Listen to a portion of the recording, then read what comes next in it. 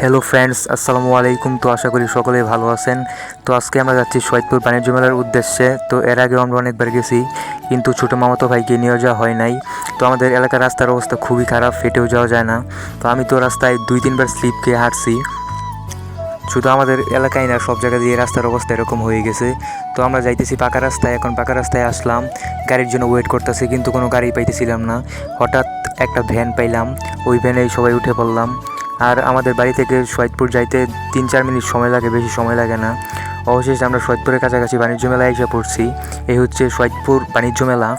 বাণিজ্য মেলার অবস্থাও খুবই খারাপ, রাস্তার অবস্থা খুব খারাপ। তো সবাই নৌকায় উঠে পড়লাম। নৌকার টিকিট হচ্ছে 50 টাকা।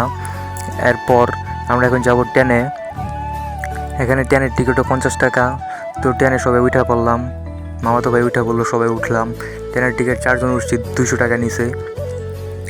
তো এখন আমরা ভাবতেছি কিছু কেনাকাটা করবো। মেলায় অনেক জিনিসই আছে, তার মধ্যে এখন হচ্ছে নাইট্রোজেন, যেটা মুখে ধোয়ার সাথে সাথে মুখ দিয়ে ধোয়া বের হয়। এটা 50 টাকা করে। তো আমি খাইলাম, মামাতো ভাই গেলো, সবাই খাইলাম। এটাও খেতে আর কি ভালোই ছিল। তো মামা এখানে একটা বক্সিং গেম ছিল, এখানে 20 টাকা করে। তো মামা বক্সিং মারলো। এরপর আমরা চলে গেলাম কিছু কেনাকাটা করার জন্য। তো এখানে মামাতো ভাই, ছোটো বোন ছিল, সবাই অনেক কিছু কিনতে চাইছিল। তো এখানকার জিনিসগুলো অনেক সুন্দর, আমার কাছেও ভালো লাগছে।